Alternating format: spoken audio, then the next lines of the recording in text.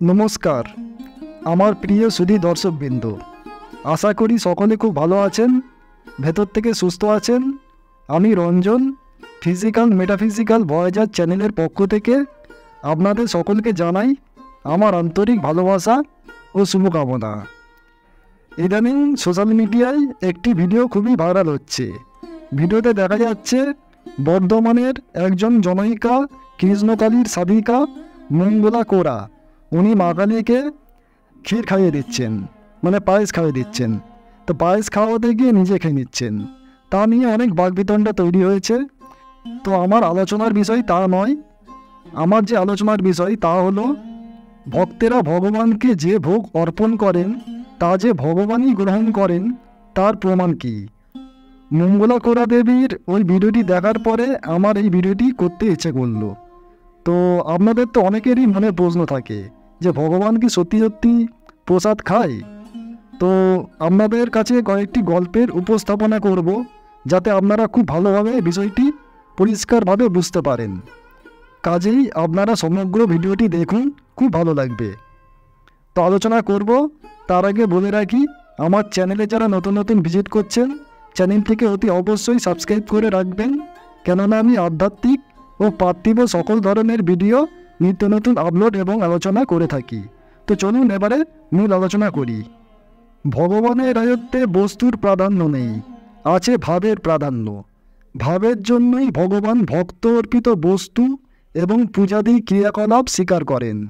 ভক্তের যদি ভাব হয় ভগবানকে খাওয়ার, তখন ভগবানেরও খিদে পায় এবং তিনি প্রকট হয়ে ভোজন করেন। ভক্তের ভাবে বা ভালোবাসাতে ভগবান যে বস্তু গ্রহণ করেন সেই বস্তু আর বিনষ্ট হয় না, তা দিব্য বা চিন্ময় হয়ে যায়। যদি এইরূপ ভাব নাও হয়, কিছু কম ভাব হয়, তাহলেও ভগবান ভক্ত ভোগ অর্পণ করলেই সন্তুষ্ট হন। ভগবানের সন্তুষ্টি বিধানের জন্য বস্তু বা ক্রিয়ার প্রাধান্য নেই, শুধু ভাবেরই প্রাধান্য। সাধুরা বলেন, ভাগ ভগত কে রাবরি মিঠে লাগে বীর, বিনা ভাবি কালুকায়ে করবি লাগে ক্ষীর।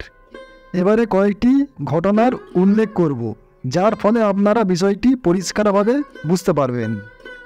এক ব্যক্তির একজন সাধুর উপরে খুব শ্রদ্ধা ছিল। তিনি সাধুর খুব যত্ন করতেন। তিনি বলতেন, সাধুর যখনই পিপাসা লাগতো তার মনে হতো যে তার পিপাসা পেয়েছে, অতএব সে জল নিয়ে যেত এবং সেই জল সে পান করত। সেইরূপ যারা পতিব্রতা রমণী তারাও স্বামীর ক্ষুধা তৃষ্ণার খবর ঠিকমতো বুঝতে পারেন এবং স্বামী কি খেতে ভালোবাসেন তাও তারা বুঝতে পারেন। স্বামীকে খেতে দিলে তিনিও বলে ওঠেন, আজ আমার এতটাই খাবার ইচ্ছে হয়েছিল।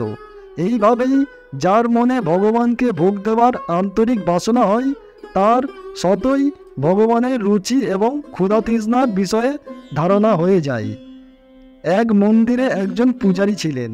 তার ইষ্ট ছিলেন গোপাল। তিনি রোজ ছোট্ট লাড্ডু বানাতেন এবং রাত্রে যখন গোপালকে শয়ন করাতেন মাথার কাছে লাড্ডু রেখে দিতেন, কারণ বালকের রাত্রে ক্ষুধা পেয়ে যায়। একদিন পূজারী লাড্ডু রাখতে ভুলে যান। তখন গোপাল পূজারীকে স্বপ্নে দেখা দেন এবং বলেন তার খিদে পেয়েছে। এইরূপ আর একটি ঘটনা আছে। এক সাধু ছিলেন। ইনি প্রতি বছর দেওয়ালির পর ঠান্ডার সময় ভগবানকে কাজু বাদাম, পোস্ত, আখরোট ইত্যাদি ভোগ দিতেন। পরে কাজু বাদাম ইত্যাদির দাম খুব বেড়ে যাওয়ায় তিনি চীনা বাদাম দিয়ে ভোগ দিতে শুরু করলেন। একদিন রাত্রে ভগবান স্বপ্নে জিজ্ঞাসা করলেন, কী রে, তুই আমাকে শুধু চীনা বাদাম খাওয়াবি? সেই দিনের পর থেকে পুনরায় ভগবানকে কাজু বাদাম ইত্যাদি দিয়ে ভোগ দিতে আরম্ভ করলেন।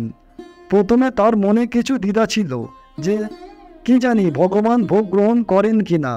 যখন ভগবান স্বপ্নে এইভাবে বললেন তখন তার দ্বিধা দূর হলো।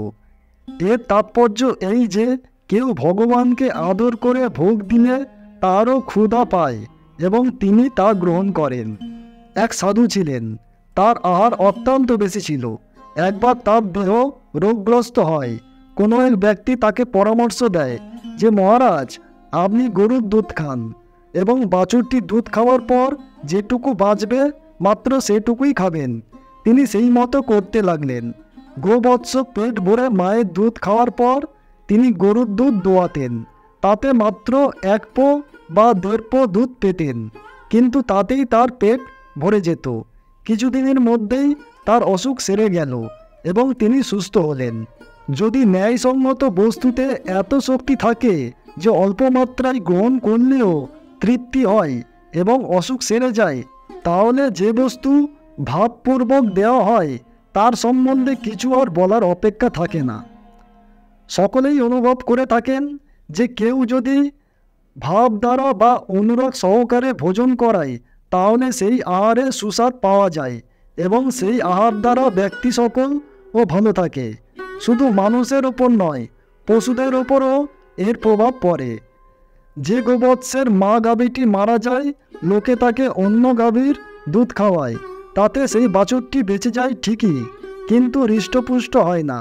কিন্তু যদি সেই গোবৎসটি তার নিজের মায়ের দুধ খেত, তাহলে অল্প খেলেও সে হৃষ্টপুষ্ট হতো, কেননা তার মা তাকে দুধ খাওয়ানোর সময় আদর করত, গা চেটে দিত, সেই ভালোবাসাতেই সে পুষ্ট হতো। যদি মানুষ বা পশুর উপরে ভাবের প্রভাব পড়ে, তাহলে অন্তর্যামী ভগবানের উপরেও ভাবের প্রভাব পড়বে, তাতে আর বলার কি আছে। বিদুরের স্ত্রীর এইরূপ ভাব ছিল বলেই ভগবান তার হাত থেকে কলার খোসা পর্যন্ত খেয়েছিলেন। গোপিনীদের এই ভাব ছিল বলেই ভগবান তাদের হাত থেকে কেড়ে দই মাখন খেয়েছিলেন। হামাগুড়ি দেওয়া শিশু কোনো বস্তু নিয়ে তার বাবাকে দিলে যেমন তিনি খুব খুশি হন এবং অনেক উঁচুতে হাত দেখিয়ে বলেন, বাছা তুই এত বড় হ, অর্থাৎ আমার থেকেও বড় হয়ে ওঠ। কেন, বস্তুটি কি অলভ্য ছিল যে শিশুটি সেটি দেওয়ায় তার বাবা বিশেষ কিছু পেলেন? না, তা নয়, কেবল শিশুর দেবার ভাবটি দেখে বাবা প্রসন্ন হলেন। এইরূপ ভগবানেরও কোনো জিনিসের অভাব নেই, অথবা তার কোনো কিছু প্রাপ্তিরও ইচ্ছা নেই, কেবল ভক্তের দেওয়ার ভাবটির জন্যই তিনি প্রসন্ন হন। কিন্তু যারা লোক দেখানোর জন্য বা লোক ঠকানোর জন্য মন্দির সাজায়, ভগবানের বিগ্রহ সাজায়, ভালো ভালো জিনিস দিয়ে ভোগ অর্পণ করে, তাদের নৈবেদ্য ভগবান গ্রহণ করেন না, কেননা তা ভগবানের প্রকৃত পূজা নয়, সেটি আসলে ব্যক্তিগত স্বার্থের ও অর্থের পূজা। যেভাবেই সম্ভব হোক না কেন, যারা ভগবানকে ভোগ নিবেদন করেন এবং তার পূজা অর্চনা করেন, এই রকম ব্যক্তিকে যারা পাষণ্ড বলে এবং অহংকার বশত ভাবে আমি ওদের চেয়ে ভালো, আমি পাষণ্ড নই, তাদের কখনো কল্যাণ হয় না। যেসব ব্যক্তি যেভাবেই হোক কোনো উত্তম কর্ম করেন, তাদের কাজের সেই অংশ তো ভালো হয়, তাদের ব্যবহার চলাফেরার মধ্যেও ভালোত্ব প্রকাশ পায়। কিন্তু যারা অহংকার বশত উত্তম ব্যবহার পরিত্যাগ করে, পরিণামে তাদের অকল্যাণই হয়। শুধু দর্শকবৃন্দ, আশা করি ভিডিওটির মাধ্যমে আপনাদেরকে বোঝাতে পারলাম যে ভগবান প্রসাদ গ্রহণ করেন কিনা। আসল কথা হলো ভাব, ভক্তিভাব। ভক্তিভাবে আপনি যাই অর্পণ করবেন, ভগবান সেটিও গ্রহণ করবেন। এই হলো আসল কথা।